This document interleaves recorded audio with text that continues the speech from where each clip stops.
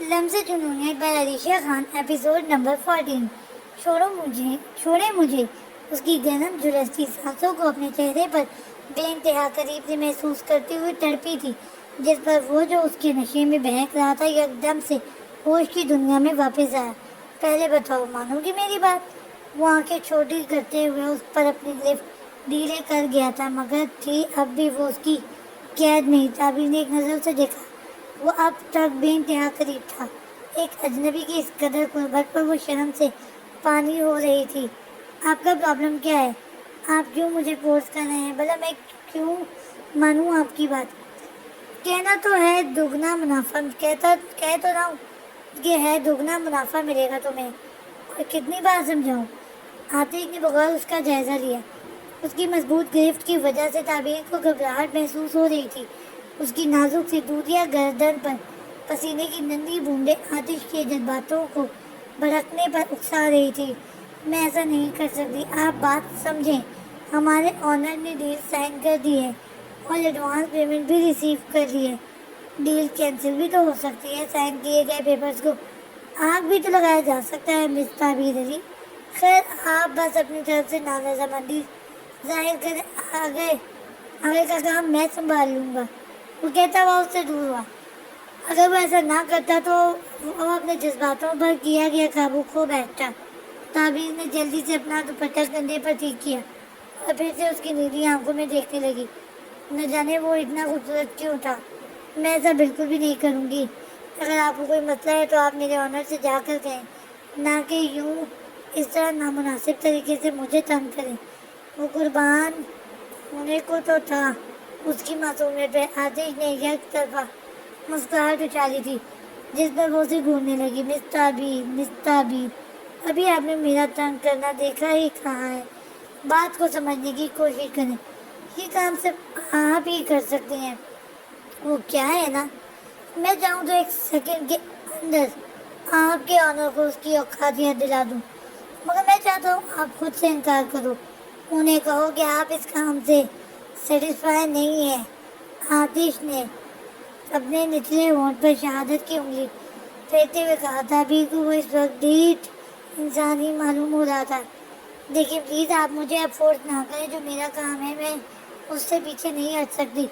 اب وہ معصومیت کی انتہا پر تھی۔ آتش کو بار بار ایک ہی بات دہرا کر اب اکتاہٹ محسوس ہو رہی تھی، لیکن کہیں نہ کہیں اسے اس میٹھے لہجے والی لڑکی سے بحث کرنے میں لطف محسوس ہو رہا تھا۔ آپ بات کو کیوں نہیں سمجھتے؟ اس بار اس نے سختی سے کہا، جس پر وہ دو قدم پیچھے ہوئی، کیونکہ واقعی اب آتش کو غصہ آنے لگا تھا۔ وہ کبھی بھی کسی سے بھی اتنی طویل گفتگو نہیں کرتا تھا، نہ ہی کبھی کسی کی اتنی سنتا تھا، مگر آج اسے یہ سب برداشت کرنا پڑ رہا تھا، وہ بھی صرف اس سامنے کھڑی لڑکی کی معصومیت کی وجہ سے۔ آپ بھی تو سمجھ نہیں رہے میری بات، تعبیر نے بھی بیزار لہجے میں کہا، جس پر وہ پیشانی رگڑنے لگا۔ دیکھو تعبیر علی، میں آخری بات کہہ رہا ہوں، میری بات مان لو، مجھے مجبور نہ کرو کہ مجھے ایک عورت ذات سے مقابلہ کرنا پڑے جو مردانگی پر داغ ہو۔ وہ اسے سخت لہجے میں کہنے لگا، جس پر تعبیر آئیبرو کا زاویہ بنائے اسے دیکھنے لگی۔ اور جو دن دہاڑے آپ جھوٹ کی بنیاد پر مجھے یہاں بلا کر میرے ساتھ زبردستی کر دیں، کیا یہ مردانگی ہے؟ اس بار وہ آتش کے غصے کو مزید ہوا دے رہی تھی۔ وہ آئیبرو چکائے اسے گھورنے لگا۔ مطلب تم نہیں مانو گی؟ آپ کو جو سمجھنا ہے سمجھیں، مگر میں اپنے بیچ کے ساتھ کوئی دھوکہ کوئی دھوکہ نہیں کروں گی۔ میں ایکسیپٹ کر چکی ہوں، تو اب اس کام کو پورا کرنا میرا فرض ہے، اور آئندہ مجھے اس طرح سے تنگ نہ کیجیے گا پلیز، ورنہ مجھے مجبوراً آپ کی مردانگی پہ شک کرنا پڑے گا۔ سپاٹ لہجے میں کہتی ہوئی باقاعدہ اپنے الفاظوں کو اس کے منہ پر مار کر وہاں سے چلی گئی تھی، جبکہ وہ وہیں کھڑا اس کی ہمت پر حیرانوں سے جاتے دیکھ رہا تھا۔ واقعی کوئی لڑکی اتنی ہمت رکھتی تھی کہ آتش دورانی کو چپ کرا کے جا سکے۔ سین کے یہ بیگ کافی مہنگا لگ رہا ہے، یہ آپ کا اپنا ہے یا کسی سے مانگ کر ٹانگا ہے؟ وہ جو وہیں بیٹھے بیٹھے پورے ہال کا جائزہ لے رہی تھی، بازل کی بیتو کی بات کدھر گیا؟ بازل کی بیتوکی سی بات پر اسے گھورنے لگی، جس پر وہ رومال منہ پر لگائے شرما گیا۔ کیا مطلب ہے آپ کی بات کا؟ میرا مطلب ہے جی کہ دوستیں اکثر ایک دوسرے سے مانگ ٹانگ کر چیزیں استعمال کر لیتی ہیں، تو میں نے سوچا شاید یہ بھی کسی سے مانگ کر۔ ابھی آگے وہ کچھ کہتا جب اس کی مزید گھورنے پر آدھے الفاظ منہ میں ہی دبا گیا۔ آپ کافی کنجوس ٹائپ لگتے ہیں۔ رحمہ کی بات پر وہ مسکرانے لگا، وہ بھی شرمانے والے انداز میں، جس پر رحمہ نے منہ بنا کے عجیب و غریب زاویہ بنایا۔ شکریہ، ویسے اس تعریف کی وجہ جان سکتا ہوں؟ میں آپ کو ایسا کیوں لگا؟ پہلے وہ اس کی بات پر منہ کھولے اس سے بے یقینی سے دیکھنے لگی، پھر جی سنبھل گئی۔ بس دراصل وہ آپ کے شوز کچھ غیر مخلوقی ٹائپ لگ رہے ہیں، بالکل اولڈ فیشن۔ اس نے ہنسی دباتے ہوئے تانا مارا، جس پر وہ بھی مسکرایا۔ نہیں، یہ میرے تھوڑی ہے، دراصل کچھ دنوں پہلے میں جمعہ پڑھنے گیا تھا نا، تو وہاں بس وہیں سے ملے ہیں۔ وہ ناصبی سے اسے دیکھنے لگی۔ وہیں سے مطلب آپ مسجد سے ڈائریکٹ شوز خریدنے گئے تھے؟ ارے نہیں، میرا مطلب ہے جی کہ وہ اس دن سب لوگ اپنے گھر چلے گئے تھے، پھر میں نے دیکھا کہ مسجد کے گیٹ پر کسی کی پڑی ہوئی ہے۔ میں نے سوچا شاید کہ جس کی تھی وہ بھول گیا، تو میں نے اپنے ساتھ اٹھا لایا۔ اس بار بازل کی بات پر اس کا وجہ سے اس کا دماغ گھومنے والا ہو۔ وہ ابھی کچھ کہتی جب تعبیر مضبوط قدموں سے اس کی طرف آئی تھی۔ چلو رائمہ، وہ اسے سوال کرنے کا موقع دیے بنا ہاتھ پکڑ کے اسے وہاں سے لے گئی، جبکہ رائمہ کو اس کی کیفیت عجیب لگ رہی تھی۔ وہ لوگ اب اس کے فارم ہاؤس سے بہت دور آ گئے تھے۔ تعبیر کیا ہوا ہے یوں اچانک؟ کچھ بتاؤ گے؟ کچھ نہیں ہوا، گاڑی آوازی رفتار میں اڑ رہی تھی، جس سے اس کے بال بھی اڑ رہے تھے۔ مگر تمہاری ڈیل کیا اتنی جلدی ختم ہو گئی؟ نہیں ہوئی کوئی ڈیل، یہ سب جھوٹ تھا۔ کیا جھوٹ؟ کیا کہہ رہی ہو تم؟ کون سی نیو ایکٹریس تھی وہ؟ رائمہ کو اس کی کوئی بھی بات سمجھ نہیں آ رہی تھی، کیونکہ وہ کچھ گھبرائی ہوئی لگ رہی تھی۔ رائمہ وہ کوئی ایکٹریس نہیں تھی، ایکٹر تھا وہ۔ کیا؟ تعبیر کے کہنے کی دیر تھی جب رائمہ کی بات پر ڈرائیور بھی پیچھے دیکھنے لگا۔ یہ تم کیا کہہ رہی ہو سینو؟ کیا واقعی وہ ایکٹر تھا؟ تو ہنی نے ہم سے جھوٹ کیوں کہا تھا؟ ہنی شاید خود بھی یہی بات نہیں جانتی تھی، یہ سب سازش تھی۔ تعبیر نے اپنے بالوں کو بینڈ کی مدد سے کور کرتے ہوئے کہا۔ مگر سینو، اس ایکٹر نے ایسا کیوں کیا؟ کون تھا وہ؟ رائمہ گھر چل کر بات کرتے ہوئے، اتنا تو بتا دو کہ وہ کون تھا؟ آتے جرانی اس کے کہنے کی دیر تھی جب رائمہ کو ایک زوردار جھٹکا لگا تھا۔ اسے لگا اس کے کانوں نے غلط سنا ہو، جبکہ تعبیر اب تک گھبرائی ہوئی لگ رہی تھی۔ سین چینج۔ وہ لوگ اب تک ایک ساتھ تھے۔ ایزل اب کافی بہتر محسوس کر رہی تھی۔ زریز نے اب تک اسے سینے سے لگایا ہوا تھا۔ ابھی وہ لوگ یوں ہی ساتھ تھے جب تک زریز کا موبائل بجا، جس سے وہ لوگ ایک دوسرے سے دور ہوئے۔ یس مائی بوائے، زریز بات کرنے میں مصروف تھا، جبکہ ایزل اب سگریٹ پھینک چکی تھی۔ وہاں یاد آیا تو پارٹی رکھی تھی نا؟ چلو ٹھیک، ملتے ہیں پھر کچھ دیر بعد۔ زریز کی بات پر ایزل اسے دیکھنے لگی، تب اسے یاد آیا کہ آج تو کلاس فیلوز نے زریز کے لیے پارٹی رکھی تھی۔ نہیں فکر نہ کرو، ایز کو میں ساتھ لے کے آؤں گا۔ وہ اپنی بات مکمل کر کے فون بند کر گیا، جبکہ اب وہ اس کی طرف متوجہ تھا۔ وہ بھی اسے ہی دیکھ رہی تھی۔ ایزل، کیا تمہیں یاد ہے آج؟ ہاں یاد ہے۔ تو پھر ریڈی ہو جاؤ، ہم کچھ دیر بعد جانے والے ہیں۔ زریز اسے کہتا ہوا اپنا موبائل جیب میں رکھنے لگا۔ میں نہیں جاؤں گی زریز، تم جاؤ۔ واٹ؟ مگر کیوں؟ زریز کو اس کے نہ جانے کا سننا ناگوار گزرا تھا۔ زریز، میرا موڈ نہیں ہے، بس میں واپس ہاسٹل جاؤں گی، پھر کل مجھے ڈیڈ سے بات کر کے ہوٹل شفٹ ہونا ہے۔ وہ دھیمے لہجے میں کہتی ہوئی کار کی فرنٹ سے اتری، جبکہ وہ بھی ساتھ ہی اترا تھا۔ کل کا کل دیکھا جائے گا، فی الحال تم میرے ساتھ چل رہی ہو، بس بات ختم۔ وہ اپنا حکم سناتے ہوئے اس کو حیران کر گیا۔ زریز، میں کہہ رہی ہوں نا میں نہیں جاؤں گی۔ اوکے پھر میں بھی انہیں منع کر دیتا ہوں۔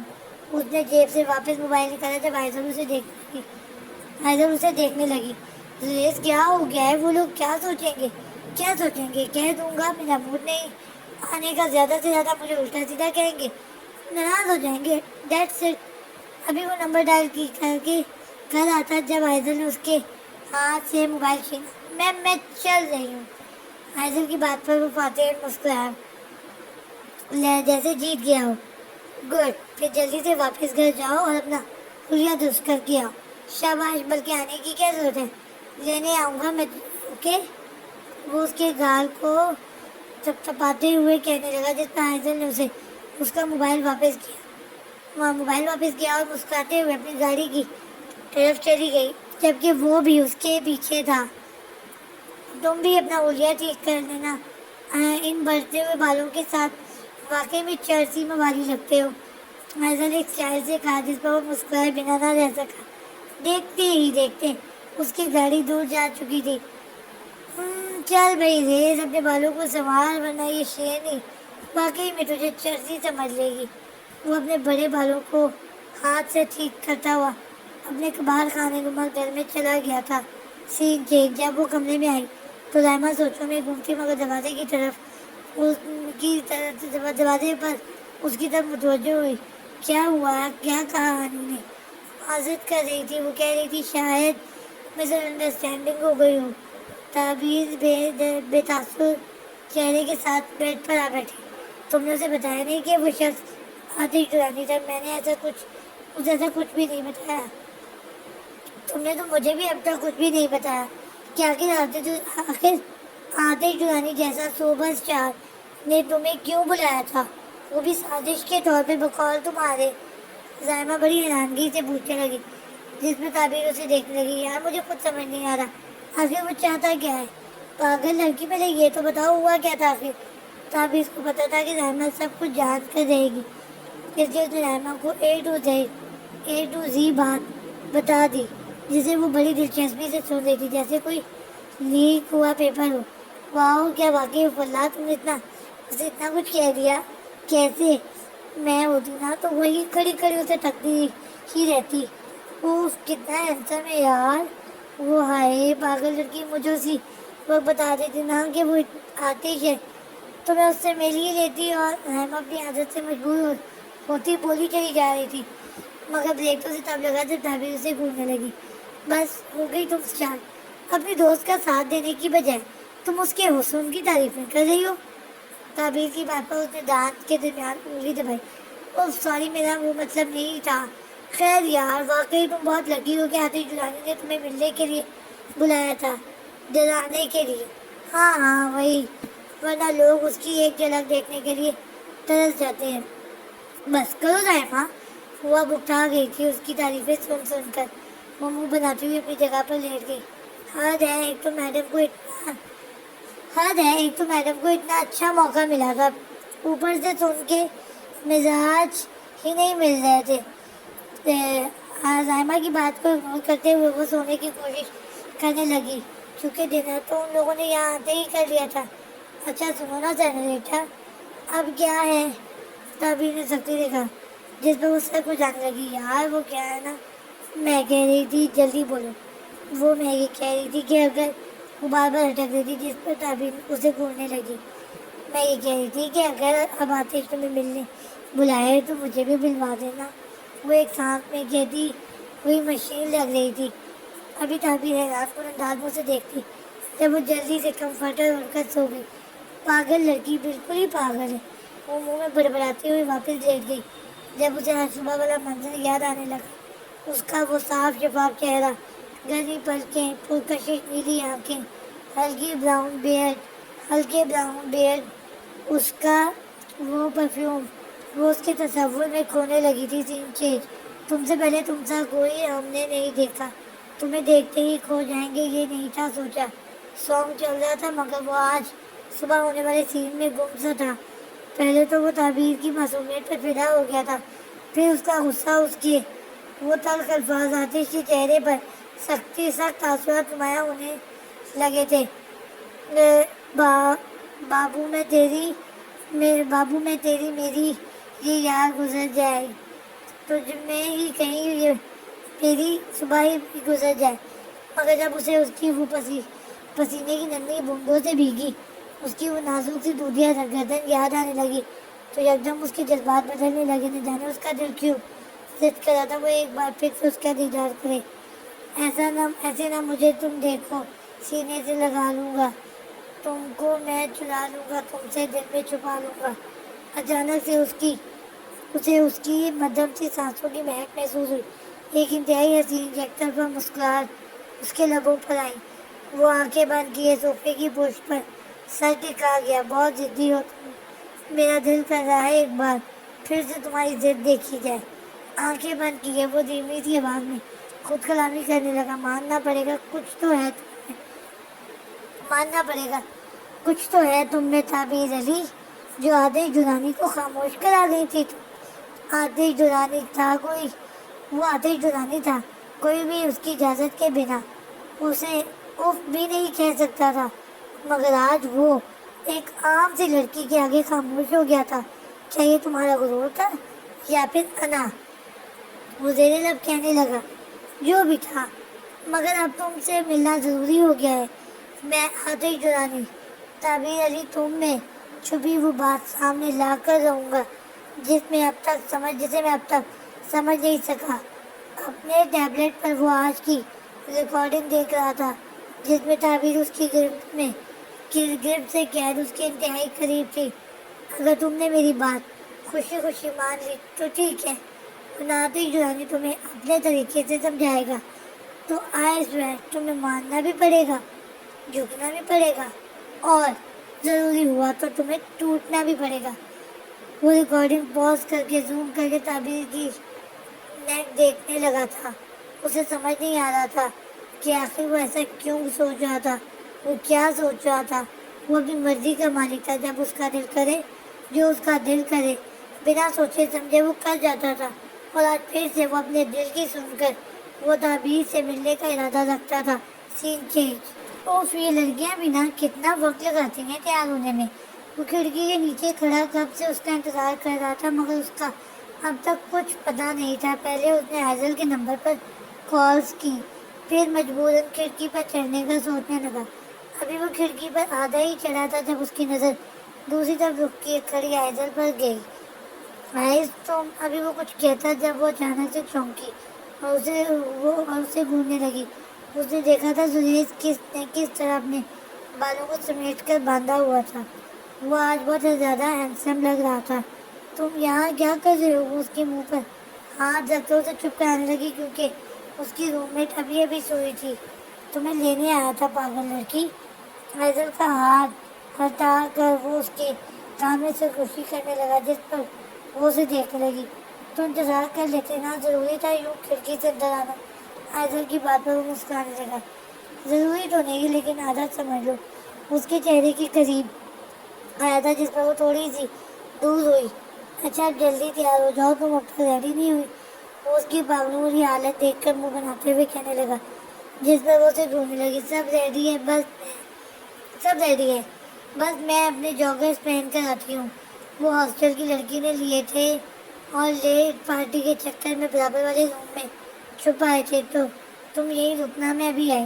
وہ بنا کچھ کہے اس کی سنتا رہا جب حائزل دھیمے قدموں سے دروازہ کھولتے ہوئے وہاں سے دوسرے روم میں چلی گئی، جبکہ زریز کی نظر اس بیڈ پر سوتی ہوئی معصوم سی لڑکی پر گئی جو دنیا جہاں سے بیگانی ہو کر خوابوں میں گھومتی. وہ دھیمے قدموں سے چلتا ہوا اس کے قریب گیا. حلیم نے کمفرٹر سے خود کو کور کیا ہوتا مگر چہرہ اس کا واضح تھا. زریز اس کے سرہانے بیٹھے اسے دیکھ رہا تھا. وہ آج بھی کتنی معصوم سی لگتی تھی.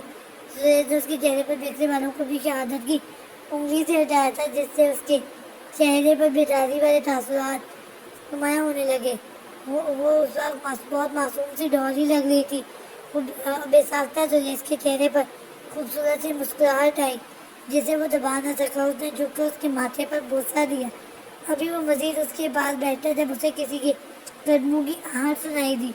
وہ جلدی سے اٹھ کر اپنی پوزیشن پر آ کھڑا ہوا جب وہ جاگرز پہنے اس کی طرف بیٹھی. چلو تم تیار ہو؟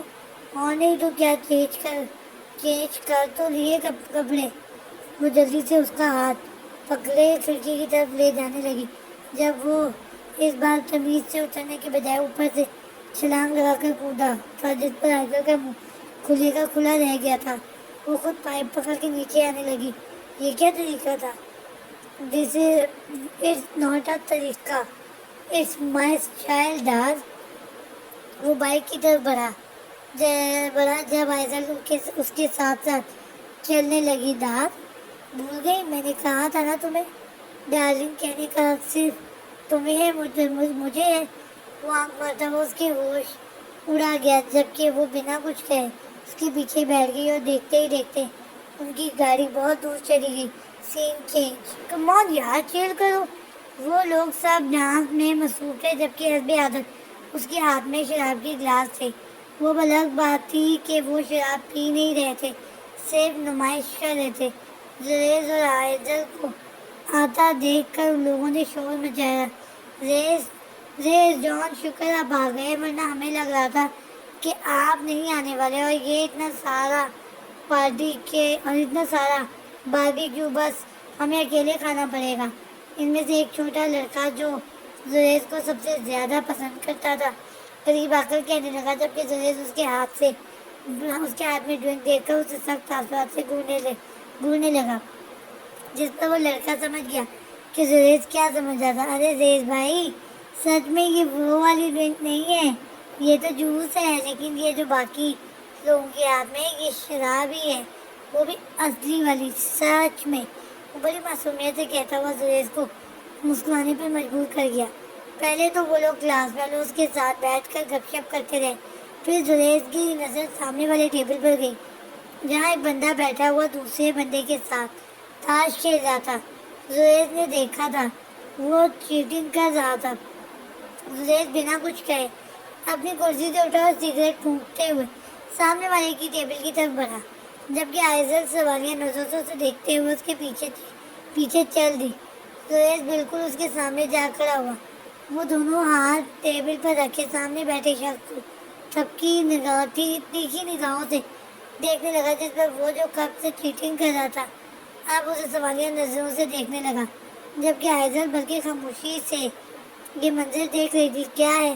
وہ بڑی عمر کا آدمی زریز کو دیکھ کر تیز لہجے میں مخاطب ہوا، جس پر زریز لبوں کے بیچ سگریٹ دبائے آئی برو اچکائے اسے گھورنے لگا۔ کتنے کی لگی ہے؟ زریز کے سوال پر وہ دونوں آدمی ایک دوسرے کو دیکھنے لگے۔ وہ آدمی بڑا چلاک تھا، ایک ہی رات میں چند ہی گھنٹوں میں وہ سامنے والے آدمیوں کی آنکھوں میں دھول جھونک کر جانے کتنے پیسے اڑا لے جاتا تھا۔ 5 لاکھ، اس آدمی نے پھر سے تیز لہجے میں کہا، جس پر زریز یک طرفہ مسکرانے لگا، جبکہ آئزل کو سمجھ نہیں آ رہا تھا کہ وہ آخر کیا رہا ہے۔ اے لڑکے، تم ہمارے درمیان کیوں آ رہے ہو؟ تمہیں نظر نہیں آ رہا ہم مصروف ہیں؟ دوسرا آدمی تھکتے ہوئے بولنے لگا، کیونکہ وہ پچھلے 10 منٹ سے مات کھائے جا رہا تھا۔ اب اس کے سر پر غصہ سوار تھا، مگر زریز نے اس کی بات کو نظر انداز کر دیا۔ اب وہ خاموشی سے بیٹھا تماشا دیکھ رہا تھا۔ اب تمہاری باری ہے، پھینکو پتھر، یہ لو۔ زریز نے پھر سے دیکھا وہ کس طرح سے بڑی آسانی سے چیٹنگ کر رہا تھا، مگر زریز کی نظریں خود پر مرکوز دیکھ کر اسے ایسا کرنے میں اب مشکل پیش آ رہی تھی۔ اس نے ایک کارڈ پھینکا اور سامنے والا بندہ غصے سے سر پیٹنے لگ گیا، کیونکہ وہ ایک بار پھر بازی ہار چکا تھا، جبکہ زریز آنکھیں چھوٹی کیے اس شخص کو دیکھ رہا تھا جو اپنی جیت کی خوشی میں اب مسلسل ہنس رہا تھا۔ میرے ساتھ کھیلو گے؟ زریز اس شخص سے مخاطب ہوا، جس پر وہ زریز کو دیکھنے لگا۔ کتنے کی لگاؤ گے؟ 10 پر 20 لاکھ۔ زریز کی بات سن کر آئزل بے یقینی سے اسے دیکھ رہی تھی۔ ڈر۔ اب ایک طرف 10 لاکھ اس آدمی نے رکھے تھے اور دوسری طرف زریز نے اپنی جیب سے ڈائمنڈ نکال کر اس کے سامنے اچھالے، جس میں تقریباً اب سبھی لوگ ان کی طرف متوجہ ہو چکے تھے۔ وہ آدمی آنکھیں پھاڑ کر زریز کے ہاتھ میں اچھلتے ڈائمنڈ دیکھ رہا تھا۔ ایک ڈائمنڈ 5 لاکھ کا ہے۔ زریز نے اس مخملی سی تھیلی میں سے 2 ڈائمنڈ نکال کر سامنے رکھے، باقی کے واپس اپنی جیب میں رکھ لیے، جبکہ آئزل حیران تھی کہ آخر اس کے پاس ڈائمنڈ آئے کہاں سے۔ منظور ہے، مجھے منظور ہے۔ اپنی مکروہ آنکھوں میں لالچ لیے وہ ڈائمنڈ کو دیکھ رہا تھا، جس پر زریز نے اس کے سامنے سے کارڈ اٹھایا اور ترتیب کرنے لگا، جبکہ وہ برابر بیٹھا ہوا شخص جو ابھی ہارا تھا اٹھ کر جانے لگا۔ رکو، یہیں بیٹھو، اب میرا کیا کام؟ وہ آدمی تپ کر کہنے لگا، جس پر زریز نے اپنی سگریٹ زمین پر پھینکی اور شوز کی نظر کر دی۔ گیم ختم ہونے کا انتظار کرو۔ वो उसे बराबर वाली कुर्सी पर बिठाता हुआ खुद ताश के पत्ते आधे करने लगा। अब उसने आधे एक तरफ रखे, आधे दूसरी तरफ। उनमें से एक गड्डी उस शख्स ने उठाई, दूसरी जुनैद ने उठाई। रेस, क्या कर रहे हो? तुम्हें पता भी है अगर हारे तो तुम्हारे ये नकली हीरे चले जाने हैं। हे, ये डायमंड असली है। एंड तुम्हें ऐसा क्यों लग रहा है कि मैं हारने वाला हूँ? दुआ नहीं दे सकती तो बस भी ना दो। उसकी बात पर वो झट से बोला, जिस पर वो एकदम चुप हुई। बदवा नहीं दे रही, समझा रही हूँ तुम्हें मैं। वो समझे तुम? और वैसे भी अगर ये वाकई असली है तो याद रखना तुमने ये जहाँ से भी चुराए हैं, ये तुम्हारे किसी काम नहीं आने वाले। वे गदा से कहती हुई अपने गले में पहने हुए लॉकेट ठीक करने लगी, जिस पर जुएल उसे एक आंखें छोटी करते हुए देखने लगा। ऐसे क्या देख रहे हो? स्टार्ट, वो कहता हुआ अपनी गेम में मसरूफ हो गया, जबकि अब सीन कुछ यूँ था कि जुएल सामने बैठे शख्स पर नजरें गाड़े बैठा था, जिसकी वजह से वो बेचारा तो खेल भी नहीं पा रहा था। तकरीबन काफ़ी पत्ते फेंक चुके थे। वो लोग अब बाकी के 5 बच्चे थे। हाँ हाँ हाँ, अब क्या करोगे? सुरेश को हारता हुआ देखकर आयदुल ने कहकर लगाया, जिस पर सुरेश उसकी कुर्सी अपनी तरफ खींचकर उसके करीब आया, जिससे वो चौंकी। वही जो उसने किया था। वो सामने वाले को इशारा करते हुए कहने लगा, मतलब फॉर्मूला नंबर 420। अभी वो उसकी बात समझने की कोशिश करती जब सुरेश ने कार्ड फेंकने के लिए हाथ आगे बढ़ाया और तभी जानबूझकर साथ रखे डायमंड को टच किया, जिससे वो सामने वाले आदमी की तरफ फिसलता हुआ नीचे जा गिरा। वो आदमी एक हाथ से कार्ड पकड़े, दूसरे हाथ में डायमंड उठाने के लिए झुका। तभी सुरेश ने 1 सेकंड के अंदर बड़ी आसानी से सबके सामने उसके हाथ से एक कार्ड निकाल के दूसरा कार्ड भी रख दिया। उसकी सर्कल पर आयदल समेत सब लोग उसे देखने लगे, जिस पर सुरेश ने आंखों में वहशत लिए और सबको खामोश रहने का इशारा किया। तो सारे के सारे लोग चुप हो गए, क्योंकि वो कैसनो में अक्सर आया करता है, क्योंकि वो उसके कैसीनो में